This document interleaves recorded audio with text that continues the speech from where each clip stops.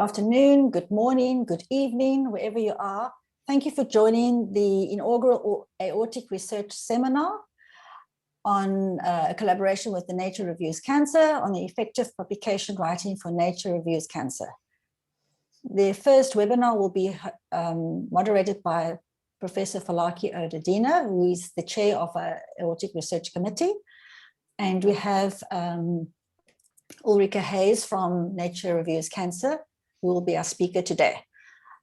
We're just going to wait a few minutes to allow more people to enter into the seminar, and then we will start. Thank you. Okay, I guess we are ready to get started. Welcome everyone. Good morning, good afternoon, evening, wherever you are in the time zone that you are. I want to give you a warm welcome to the inaugural section of the AORTIC Research Seminar. First of all, please use the chat box to submit any questions that you have. Before you submit your questions, please identify yourself first with your name and institution, and then ask your question. I am Professor Falaki Odedina, Professor of Oncology at Mayo Clinic and Director of Global Health Initiatives for the Mayo Clinic Center for Health Equity and Community Engagement Research. I have the honor and the privilege to also serve as the chair of a wonderful organization, AORTIC. I am the chair of the AORTIC Research Committee. It is a great honor to introduce our first speaker for the AORTIC Research Seminar. Before I let you know about our bio, I want you to know that the first thing that I know about her is that she is a great friend of Africa, and she is even a more greater friend for our organization, AORTIC. So our speaker today is Dr. Ulrika Hayes. She received a PhD in medical oncology from the University of Oxford, where she researched notch signaling in endothelial cell metabolism and tumor angiogenesis with Adrian Harris and Barbara Fielding. She then worked as a postdoc in Peter Kameliat's laboratory at KU Leuven, researching vascular metabolism in the context of cancer and diabetes. She joined Nature Reviews Cancer as an associate editor in July 2017 and became a senior editor on the journal in August 2019. She is especially interested in cancer metabolism and cancer immunology and immunotherapy. It is such a great pleasure to welcome a very good friend who I told she's now my best friend because of the wonderful things that she's doing for AORTIC. Welcome, Dr. Hayes. Thank you so much for the nice introduction and welcome. I'm really happy to be here today and very excited to talk to you. Let me just share my screen. Can you all see my screen now? I hope so. Yes, we can. Yeah. So yeah, hello everybody, and thank you for joining the seminar today. I'm going to talk about, I'll try to talk about effective writing for our journal, which is Nature Reviews Cancer. And I'd like to just wait. Yeah. I'd like to start just with a little outline of my presentation. I'm gonna briefly talk just about the Nature portfolio itself, which Nature Reviews Cancer is part of. I'm going to also talk about the Nature Reviews journals in general and who is behind our journal, as well as what we do. And then I'm going to focus more on writing a good review, or what Nature Reviews Cancer considers a good review, and share some of my experiences. So Nature portfolio is actually a new name which was recently introduced. We were formerly known as Nature Research, which you probably know. And yeah, our flagship journal is Nature, and this launched in 1869. So, and recently in 2015, Nature Publishing Group, which published Nature, actually merged with Springer Science and Business Media, now called Springer Nature. A Nature portfolio includes not only Nature, but also Nature branded research titles, as well as review journals. Then we have Nature communication, scientific reports, and NPJ journals, which are all open access. And recently we've also started, or the Nature branded research titles have started an open access option, which you might have heard about. Then our main office is in London, where I am now actually, but we also have offices in the US, quite a few, as well as in Tokyo, Shanghai, and Germany. But we also have staff working in several other regions of the world, for example, in Australia and Mexico, I think also Brazil and other locations that I don't actually know all because there are so many. So yeah, here you see like the list of Nature research titles that we publish, which started, as I said, in Nature, was followed by Nature Genetics in 1991. So they are celebrating a big anniversary this year. And yeah, lots of other journals followed, with Nature Cancer, which you probably have heard of, recently having launched in 2019. So even though we have now a cancer-specific journal, that is not to say that all cancer publications on cancer are going to go on now sort of being shuffled to that journal, but other journals like Nature Metabolism, Nature Immunology, Nature Cell Biology, Nature Medicine, they all publish cancer content. So actually we have quite a few journals that can cover cancer research, which is nice. So Nature Reviews Cancer is part of the Nature Reviews department, the Nature portfolio, and we have around 38 Nature Reviews journals, I think, in total. And there we also get additional ones every few years. Nature Reviews journals generally publish their issues monthly, especially the new ones have a rolling online publication. And we also have print. The older Nature Reviews journals publish in print, which is Nature Reviews Cancer as well. Every issue contains about 4 to 5 review articles, as well as front half articles. So the Nature Reviews journals are run by professional editors with a scientific background, and most of them have either gone to the PhD level or have also postdoc experience. So that is very common. But we also have people who have come after a postgraduate, after a master degree, for example. And we are typically 3 people in the team, which is the chief editor, as well as 2 associate or senior editors per journal. That is not to say that these are the only 3 people who work on the journal, but we work with a broader team because we have a lot of artwork to cover and also do a lot of extra work on the articles after they have been accepted, which includes rounds of copy editing and so on. So we have quite a broad team of people that we work with. It's important to say that even though we have these many Nature Reviews journals, we are editorially independent. We talk to each other. We might transfer manuscripts from one journal to the other, but we make our decisions independently. Yeah, as the name says, obviously we publish review type articles mostly, but we also publish perspective articles that can include opinions, timelines, and also issues related to science and society, like policy topics, for example, and also research highlights, which are summaries that we write ourselves. And I want to really stress that the big thing we think about at Nature Reviews is really the service to our authors and the added value we hope to bring to review articles and to research itself. As I said, the Nature Reviews journals, we have around 38, I think. Probably this is now more because there's going to be Nature Reviews Psychology launching pretty soon. Then recently we had launches in Reviews Earth and Environment, so quite topical, and yeah, they're really growing the business. But we started off with the Life Sciences, which were launched in 2000 and 2001, and Nature Reviews Cancer was actually launched in 2001. Then there is also the clinical sciences, of which Nature Reviews Clinical Oncology is probably most interesting to you, as well as other journals also publishing endocrinology topics around endocrinology and so on. So here again, it is not only Nature Reviews Cancer that publishes reviews and other content relating to cancer research, but really it's a broad range of reviews journals that do that, because gastroenterology has recently published a lot of reviews on that covered prostate cancer. No, sorry, pancreatic cancer, liver cancer, and so on.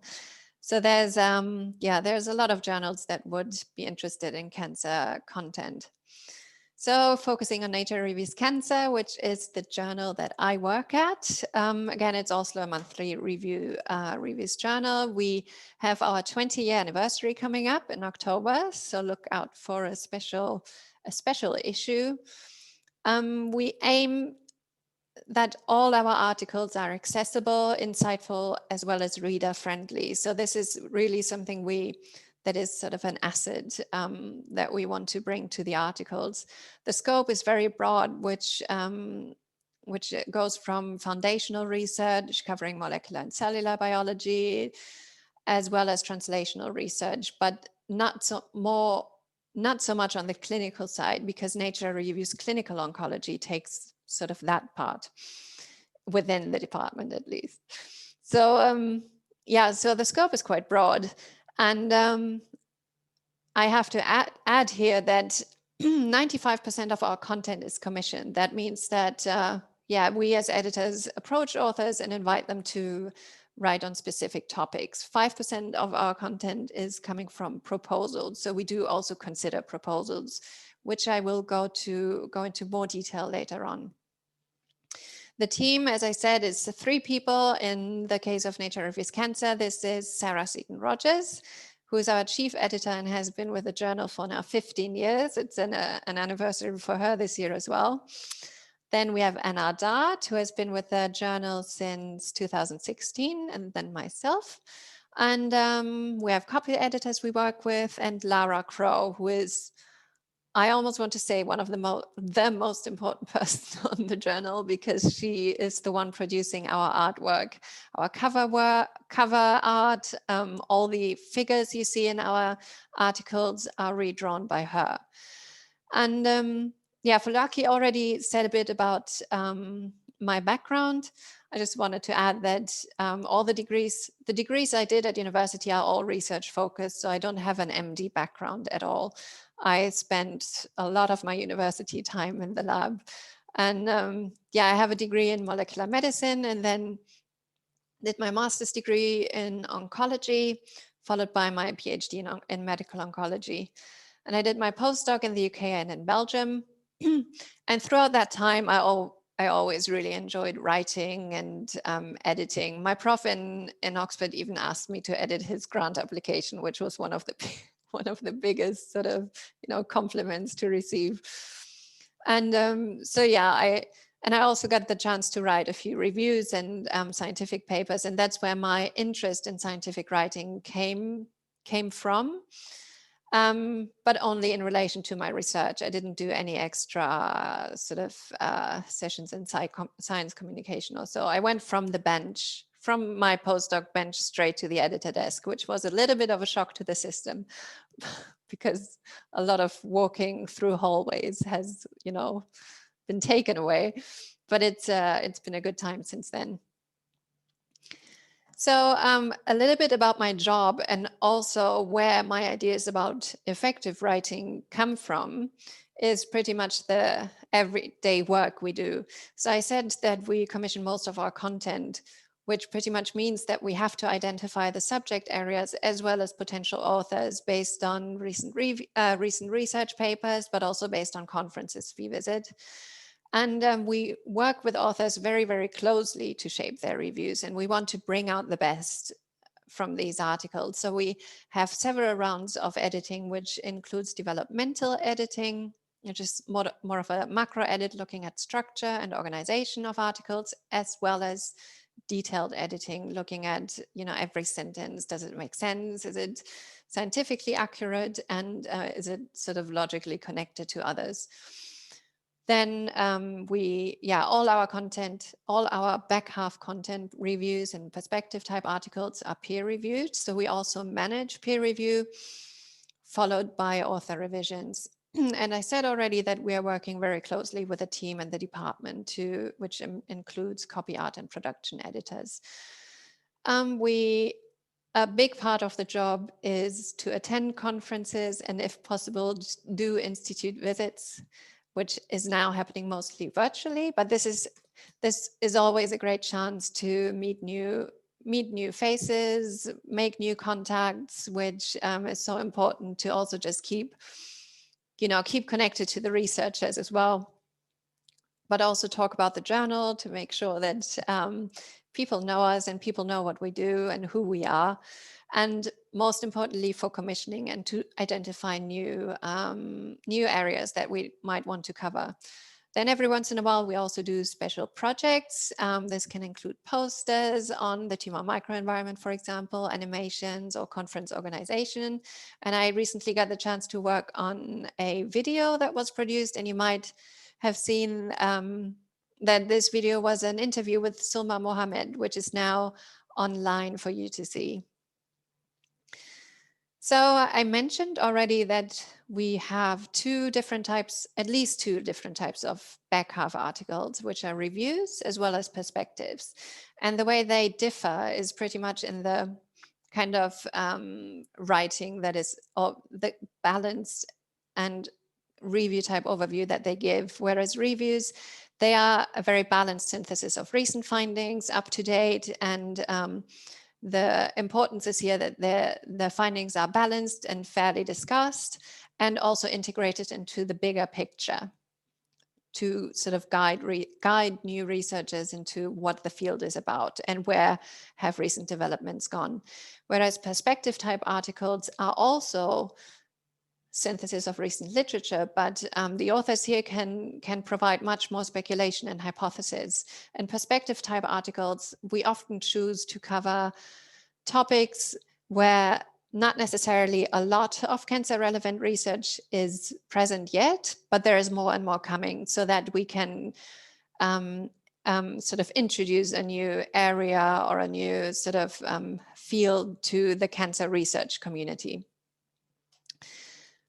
Then the general life of a review at NRC, which I also want to go into because that I will refer to later on, is that because we commission our articles, it always starts with the invitation. And some of them are coming from proposals. But the process we take our authors through is then we ask them to submit a synopsis, which is a short outline of what they consider to cover in the article, as well as proposing display items. We feedback to the synopsis already. So after this initial editorial feedback, which comes from the entire team, the authors will prepare the first full draft, the first version. They will send this to the handling editor, which is one editor in the team that will work with the authors. And this will be followed by a developmental edit where we look at the overall structure of the review. Is it logically connected? Does it make sense? And following this, we will then send out the article to peer review, and then followed by revisions. We will, if it has passed peer review, we will do another edit, which is much more detailed and much more intensive, following which the authors will revise again, and then we might accept the article. In some cases, we'll also reject, but I will talk about this later. And after acceptance, the paper, the figures are redrawn, the article will be copy edited, and so on. You will receive proofs, and then it will be published online. Sounds very easy. And and now I want to talk much more about writing a review, like what we consider when discussing it with authors, when doing the edits and so on. And I hope that this can give you a good idea of what can make writing more effective, and also can bring writing to the sort of the level we expect at Nature reviews.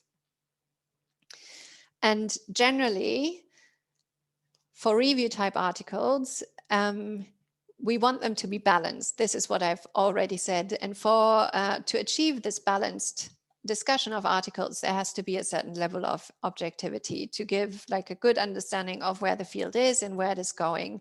So it shouldn't be biased by your own opinions, and it needs to discuss the sort of breadth of findings that have been shown and that are important to discuss. And I say here that are important to discuss because also what we want to provide in reviews is a critical analysis of the studies that are out there, and also an authoritative view of the research that has been done. So that might mean that not all, you cannot discuss all studies that have been done on a certain topic, but you have to choose and select the most important findings, and thereby also sort of use your authority in the field in order to say, okay, this study has a very high impact and has been validated numerously and so on. And this is, and also then integrating these studies in context with other studies to give this kind of critical view on the field. At the same time, though, reviews have to be accessible, because our readership includes graduate students, from postgraduate students to the highest sort of senior level of researchers. And then also we have a lot of different sort of subfields within the cancer research field. So we have to make sure that they're accessible, that a metabolism review is accessible to a person working on genetics. So we have to make sure that all terms, all specialist terms and concepts are introduced and defined. Then a good review is always timely and gives some novelty. So timely that it discusses recent research that,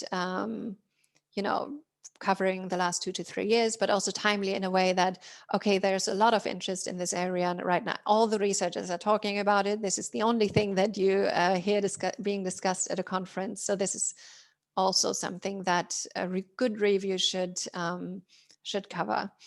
Then figures are a great asset to a review and also support the text, can really support the text and help readers to sort of really grasp certain concepts that you discuss in a review. And then forward-looking and inspirational, this is also what I will discuss later on. Oopsie. So as editors, we start a review with commissioning, and the same as authors, a review, an article always starts with an idea, like any research project starts with an idea, and the same it is with reviews. And when we sit down and commission, and maybe these kind of questions that we ask will also be helpful for authors of potential reviews. If you plan on writing a review, we always ask, what are the current hot topics in cancer research?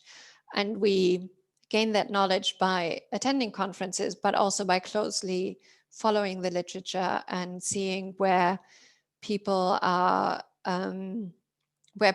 publishing in which fields people are publishing in, but also how much attention different papers get.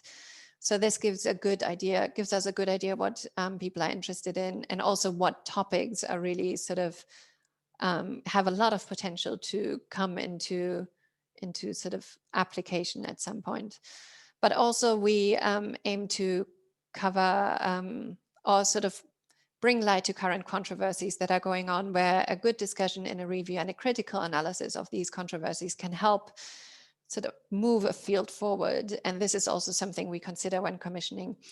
Also, when certain areas require an update, where tumor angiogenesis is a field that has had a lot of interest in the past, and then interest has sort of calmed down for a bit, but with the advent of immunotherapy and our understanding of immunology and cancer, also like new fields come into light again and into the focus of attention. Something we as editors consider is also who would be a good author. I mean, you as authors will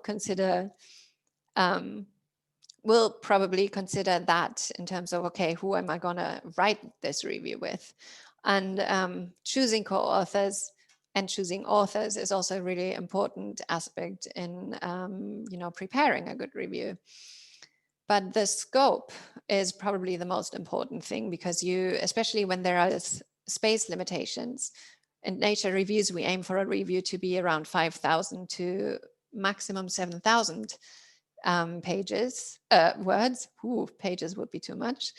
7,000 words. So we need to make sure that the scope of the proposed article is broad, so that it is of interest to a broad readership, but also narrow enough so that it can fit, that it can be insightful and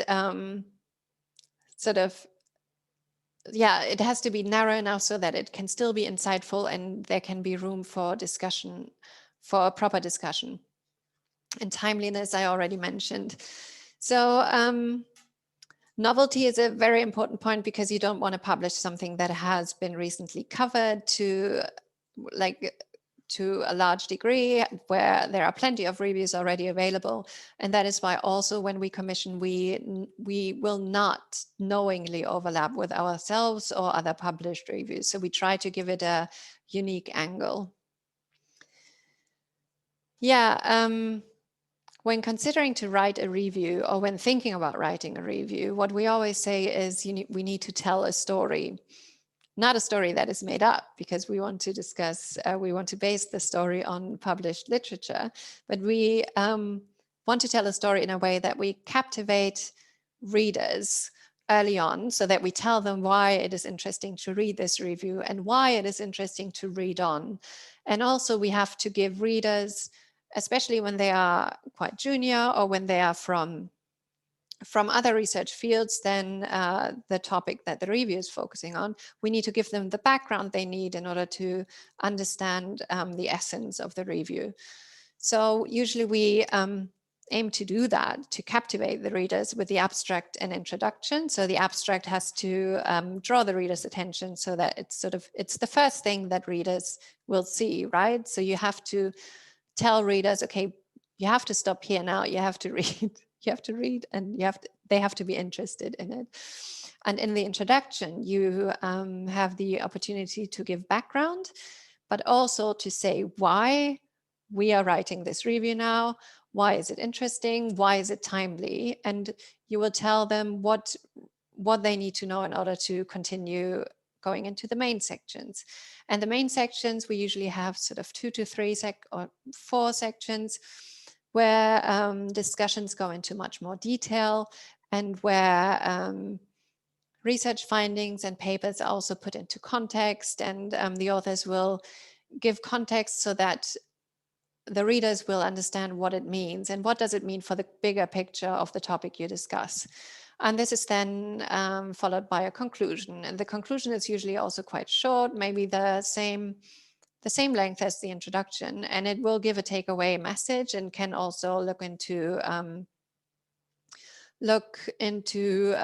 future questions, or give some sort of insight into what's likely to come in that particular topic.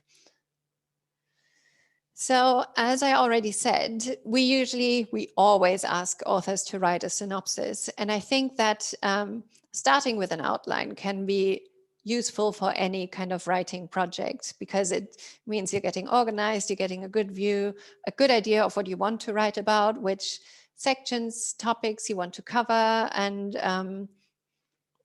to sort of also establish this narrative and the storytelling that you want to achieve. So in the synopsis template, we usually send the synopsis template to authors so that they can fill in the gaps, so to say. And here I want to first, again, go into the outline of the main text, because as I already said, the preface or abstract that we ask for really needs to set out the rationale for the article as a whole. So why are we writing this article, and why should you read it? Why should readers be interested? And in the main sections, I already mentioned that when discussing the previous slide, but here I just want to add that the main sections and having the main headings sort of in place will already give you an idea of how the review will flow, or how the text that you are writing will flow, and give you a good idea of the subtopics that are covered, of the sort of more detailed topics. And adding subheadings always really helps to guide readers through each main sections, especially non-specialist readers, and will also help with an unfamiliar subject. And I mean, of course, as an editor, I now with longer experience at the journal, I have more insight into a few topics, but I'm reading and editing also on topics that I have not got a specialist knowledge.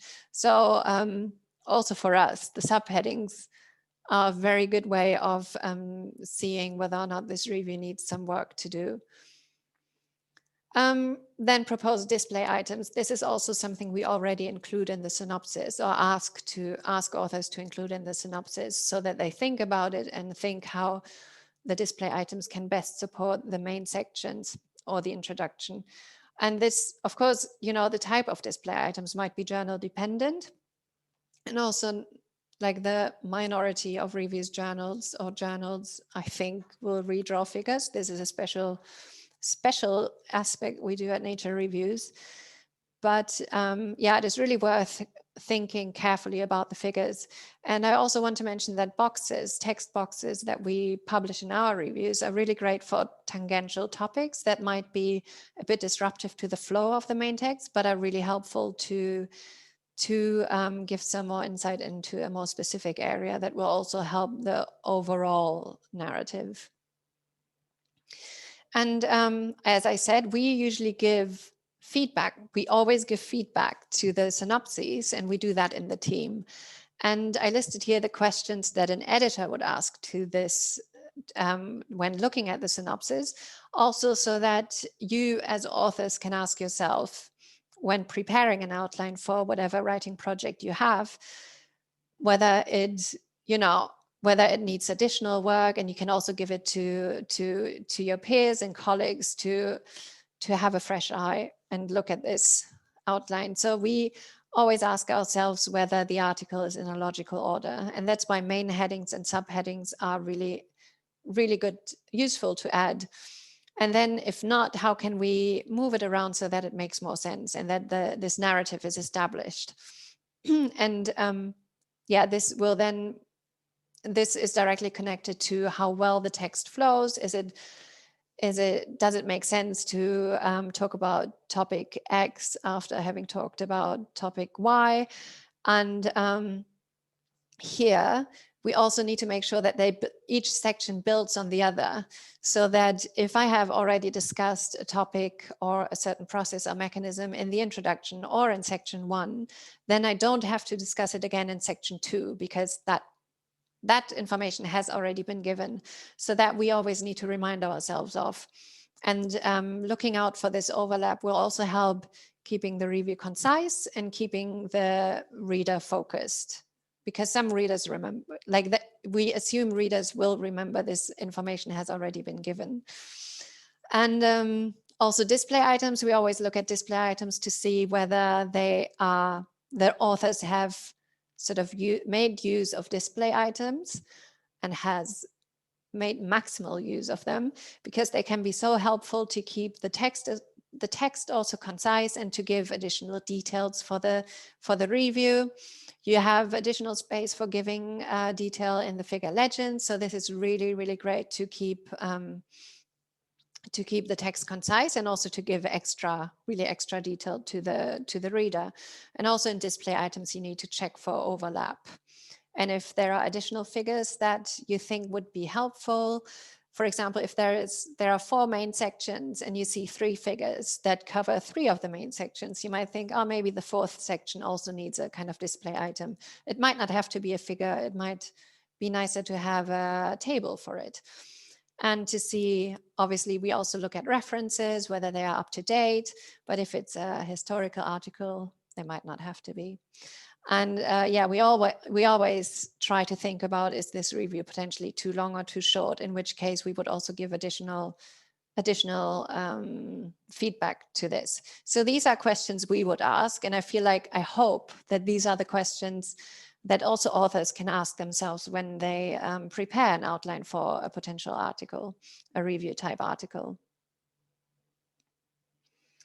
Yeah, now getting back to the synopsis template, we have here in the beginning a list of the title, authors, and corresponding authors. And I just want to quickly talk about if you are the lead author on a review, it's always really important to ask yourself who should your co-authors be, and who do you want to be your co-authors, because even though we try at Nature Reviews to always keep the number of authors as low as possible, some review articles need additional expertise to cover the subject area, especially in the kind of interdisciplinary research that is happening nowadays.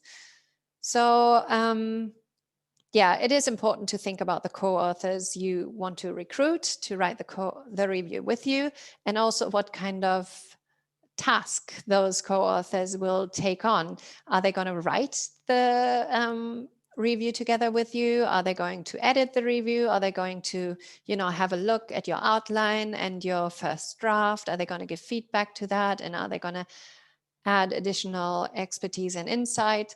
Or are they going to research the papers you want to cover?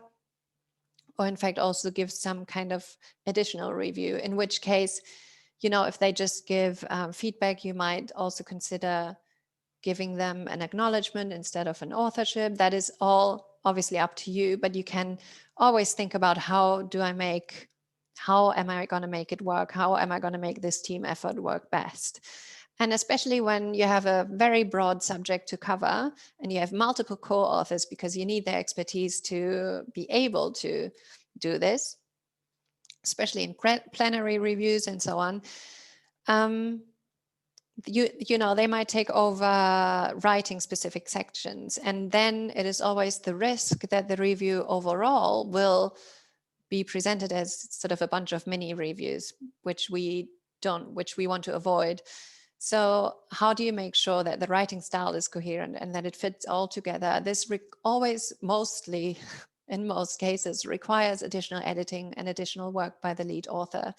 So that is something that really just needs to happen. And in reviews we get sent, we sometimes just see that, okay, this section was authored by a different person than the other one, because you just can see the way it is written and so on. So it needs to be made coherent.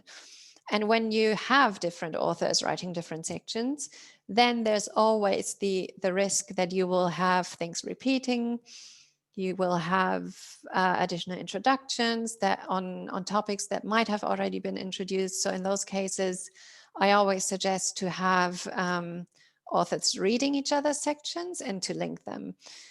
And in those cases, even though it might be more efficient in terms of time to write those sections in parallel to save time, but the end result might then be really disconnected. So sometimes it might just make sense to write section 1 first by one author, and then you sort of hand over to the next author, so that they can be linked and connected logically.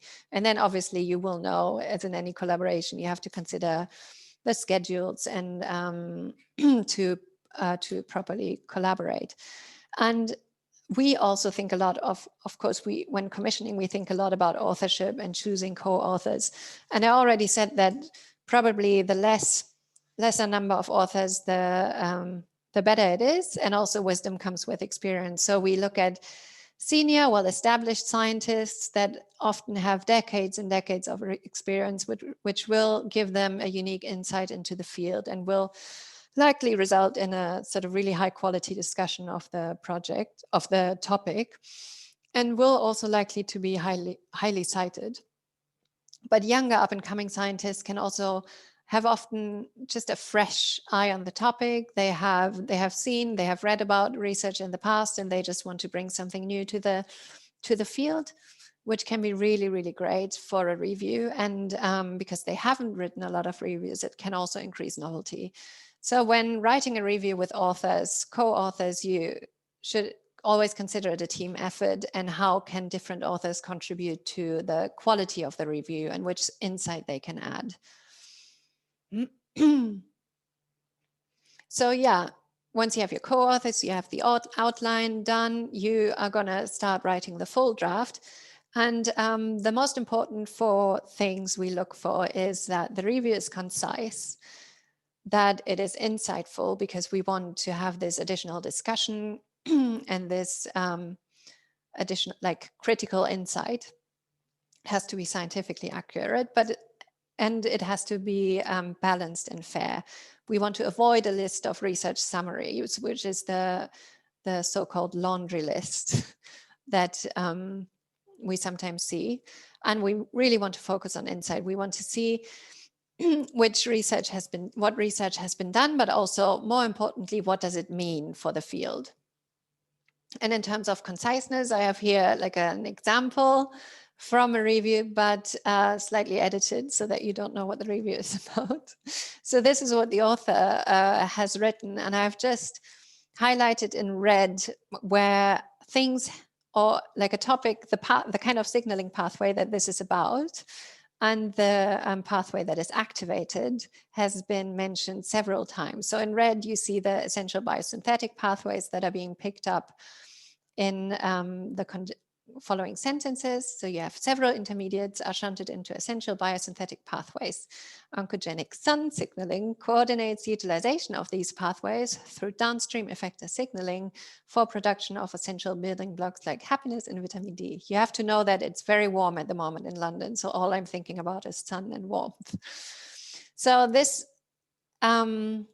these two sentences I ended up editing into one sentence, which only mentions the biosynthetic pathways once, and also the oncogenic sun signaling pathway that regulates it once, which ended up being shorter and much more, straightforward and concise, which I hope you agree when reading this. So overall, when it comes to conciseness, the most important thing to remember is really just don't use more words than necessary and keep it as simple as possible. There is this phrase that sometimes appears in reviews: in order to utilize XYZ method to do XYZ thing.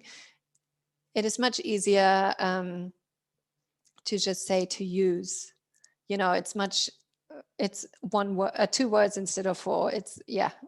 It's much simpler.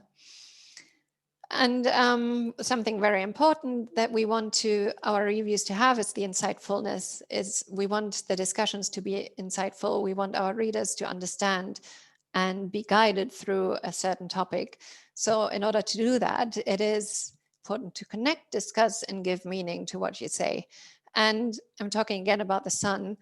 And imagine that these are 4 scientific facts that have been identified in 4 different studies, which is that the sun rises every morning, it is getting light outside, and my bedroom doesn't have any curtains, and I wake up. So seeing those 4 facts, you don't really know how they are necessarily connected. You don't really know what the author wants to tell you.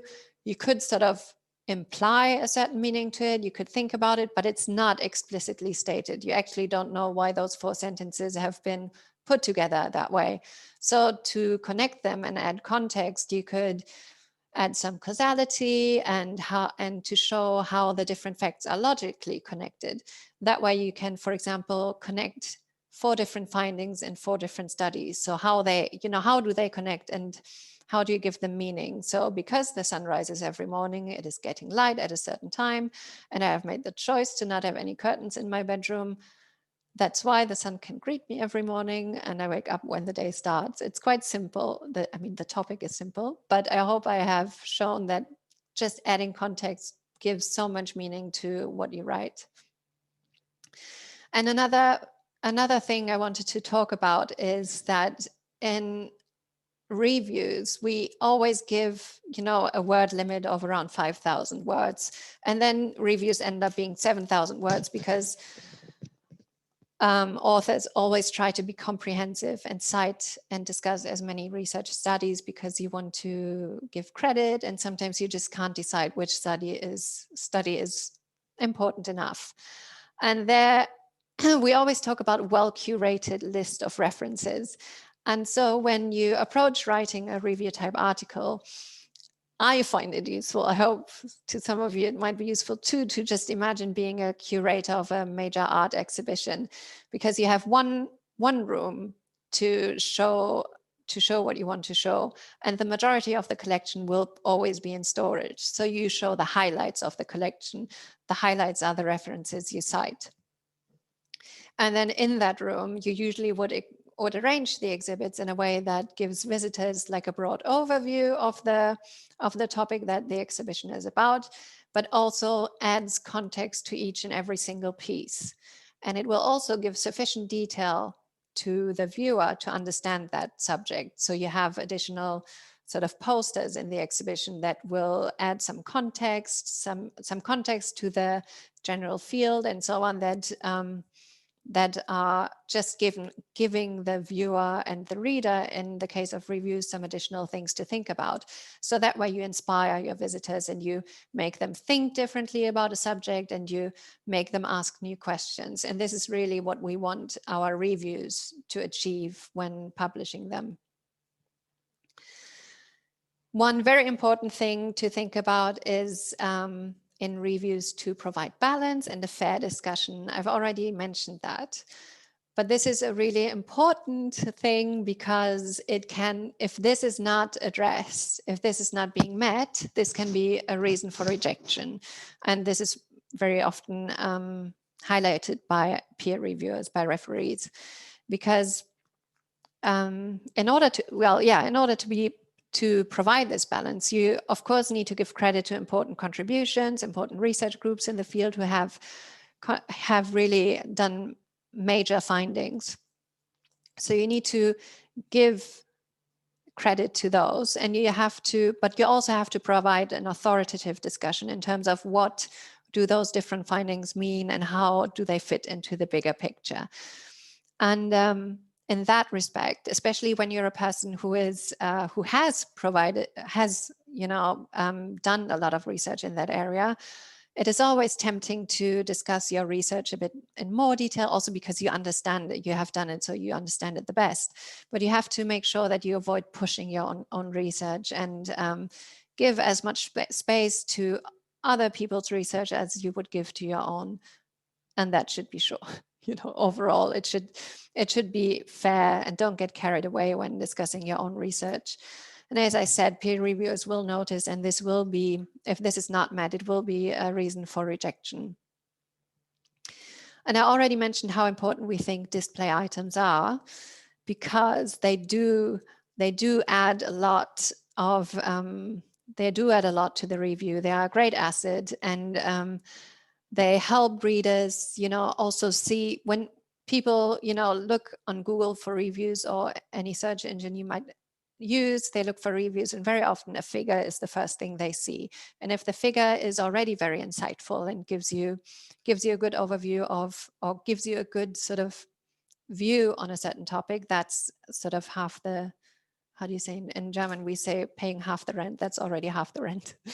And so figures are great to support the main sections in a review, and can also help accessibility to, just give a simple schematic on a very, very complex topic is very helpful to readers.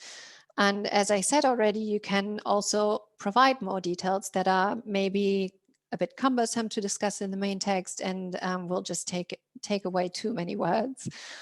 And a very important thing is actually that you can use the figures in presentations, you can use them in grant applications. So it's very useful for future work to, you pay a lot of attention and you spend a lot of time once to prepare a really nice figure that might be with you for decades of your work.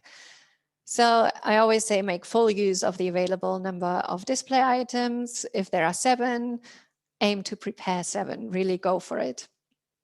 And also aim at preparing original figures. We sometimes see authors reusing figures from other reviews, and it is nice to have original figures. It really makes a difference, and set time for it, because it always takes longer than expected, which you might know. After peer review, our figures, or our author's figures, are redrawn by our in-house art editor, and I will show you some example of what magic she does to the figures, where she makes them fit to the journal style and makes them consistent and so on. And it looks like a basic figure, but it talks about DNA repair in healthy cells, what happens to when it's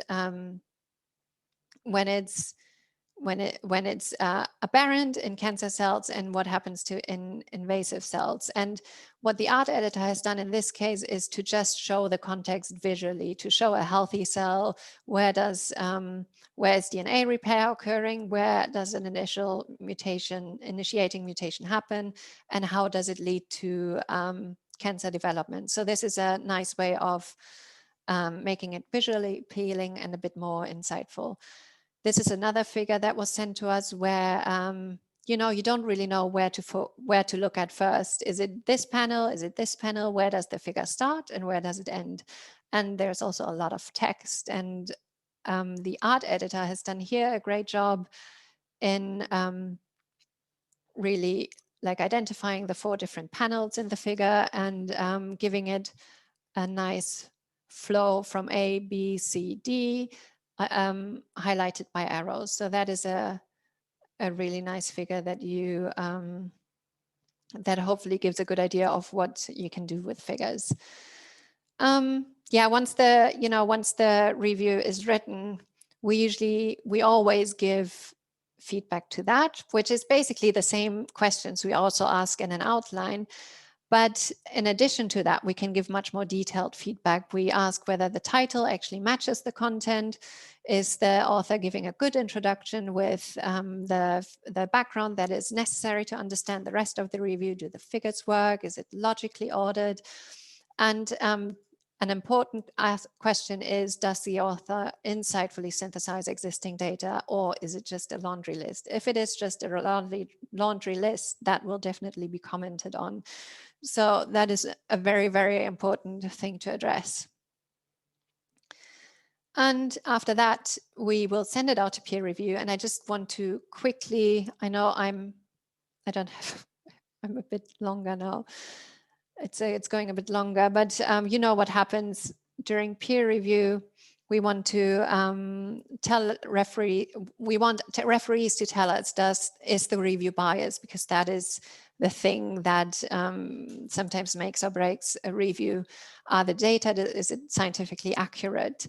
And is it actually, do you think whether it will have an impact on the field and whether it is suitable for publication in our journal? That is to say, though, that editors will make the final decision.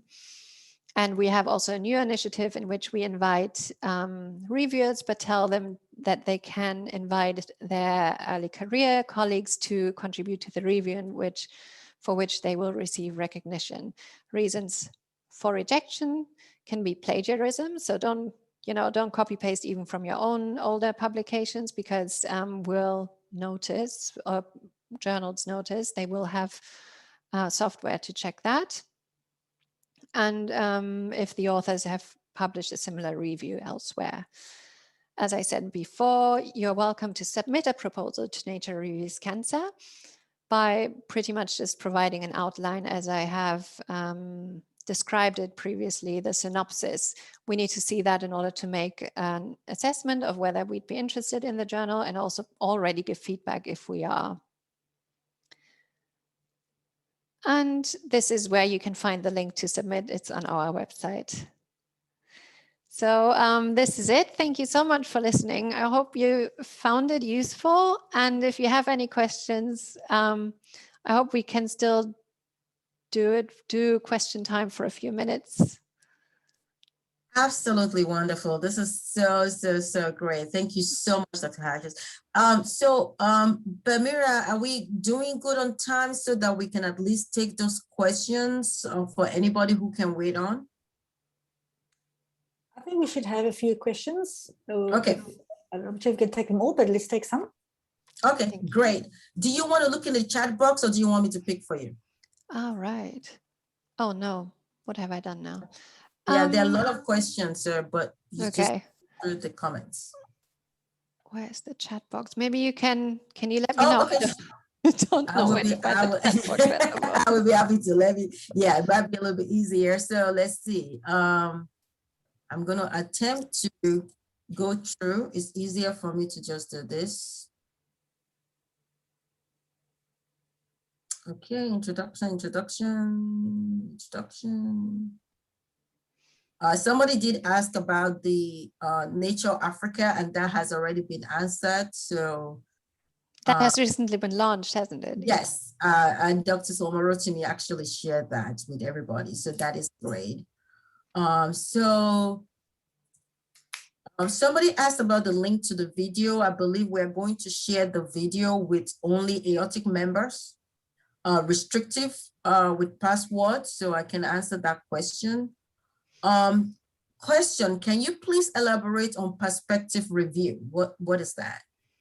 The perspectives, they are a bit different to reviews, and we use perspective type articles, for example, to discuss topics that where research that is in the cancer context, so in the cancer setting, has only started. For example, phase separation is a subject that there has been plenty of research in normal physiology, in the normal context, and only it is starting right now to, or there more and more research is coming out in the cancer context. So that is something we would cover in a perspective, because there is simply not enough data yet to give like a proper synthesis of findings that is only on cancer. And then another type of perspective would be, or another reason for doing a perspective type article in which the authors can present their own views a bit more and give some speculation, and also that is a bit hypothesis generating, could be when there are controversies in a certain field where researchers can't quite decide what's right or what's wrong, where there have been a lot of conflicting findings. It can be quite helpful to discuss that in a perspective where authors can give their own, especially authors who have done a lot of research in that field, where they can give their own views on it. Yeah, so overall perspectives are really there to also stimulate additional questions and give the researcher's perspective, which is not as much given in reviews. Thank you. Another question, is it possible to have co-author from Nature Review? I guess that's the question focused on can editors or people such as yourself? No. So we ask co-authors to be researchers, even medical writers. We don't let medical writers be co-authors on reviews. So our reviews should be authored by researchers. Yeah. How many co-authors are required in a publication? Well, at Nature Reviews, best would always be one author in total. But we had reviews where we had even 7 or 10 authors even. It also depends on the kind of review you're writing. Sometimes you might write a kind of consensus statement, and there obviously you'd have a lot of different authors. But so the typical review, I'd say, would probably have around 3 to 4 authors, maybe more 3. Another question, in view of the publication gap between high-income countries and LMICs, if you publish special review from LMIC to encourage authors and publications from this region of the world to increase access to scientific information from LMIC. So I guess the question is, do you allow special publications from LMICs to just highlight some of the work going on? And this is from Dr. Abidemi Emmanuel Omonisi, Nigeria. Yes, definitely. I mean, the topics that we cover are not only the high impact, that are being researched by those really highly funded, very popular labs. We want to reach like a relatively broad coverage of cancer research, and obviously cancer research in LMIC country, low middle income countries. We wouldn't exclude. So we aim to cover cover topics that are of interest to researchers in these countries as well and are authored by these researchers. So yeah, please reach out if you have ideas and so on. We are always open to considering. So I'm gonna just limit it to 3 more questions, but somebody asked a question about the conciseness section that they want to get more workshop. I think that's an opportunity for AORTIC to further get you to come back. So we can talk about that later on. Another question from Sally Donaldson from UICC Geneva. Does Nature Reviews Cancer monitor and try to balance the geographical distribution of its published authors? That's a great question, and we do look at that, and we know where our weaknesses are, because a lot of research, a lot of our authors come from the US and Europe. So it's, yeah, we are aware of that, and we continuously look at it and are like monitoring it and try to invite researchers and authors from as many locations as possible, different locations. So that's definitely something we pay attention to and work. Okay. It's always work in progress. Thank you. This one is about the word count, and is asking that they do realize that the word count is 5,000, but do you have word count for each section? For example, a word count for introduction, word count for results? Yeah, that's a good question to ask. And we usually say that we want around 500 words for introduction, 500 words for the conclusion. And, you know, then that leaves you, if you have a 5,000 word review, you'd have space for, you've had space for 1,000 words per main section if you have 4 sections in total. But, and I'm saying this also because this is the kind of thinking you need to apply when writing a review with a limited number of words, right? So you have to make sure that you spend enough, you distribute the words wisely, so to say. And this is something we also give feedback to. Okay, great. I guess the other question remains the same about whether if it's the word count is different for qualitative paper. I guess not. So I will read one more question. Who do you consider an early career researcher? Good question. And early career can cover PhD researchers. Obviously, they're early in their career. But in terms of authors for Nature reviews, we consider early career people who have run a lab for a few years. So they have already a few publications, and we, you know, usually we have authors who had like 10 to 20 publications who are relatively early career. So, and I know that is already quite high. That is already high. So if you are leading your own lab and you have just started out and are in it for 2 to 3 years, then we'd consider that early career. Postdoc and PhD level would be too early career for being an author at Nature Reviews, a corresponding author, that is. Yeah. Wow, this really has been awesome. It's beyond awesome. Thank you so much. You know, we are going to have you back. Yeah. Once you're part of the AORTIC family, it's permanent. You can't. Yeah. So we are going to be back. Thank you. Very awesome. All the rest of the comments are all focused on, you know, how awesome this is, how helpful this is, how great. Oh, that's so nice. I'm really happy that has been useful. Thank you. That's really good to hear. Yeah. For those who are asking on how to join AORTIC, AORTIC Research Committee co-chair has been moderating outstandingly, and he has posted a link for you to be able to join AORTIC. Please join us. We have more to come. And again, on behalf of AORTIC, I really want to thank you so much, Dr. Rike Harris, and thank you. Very welcome.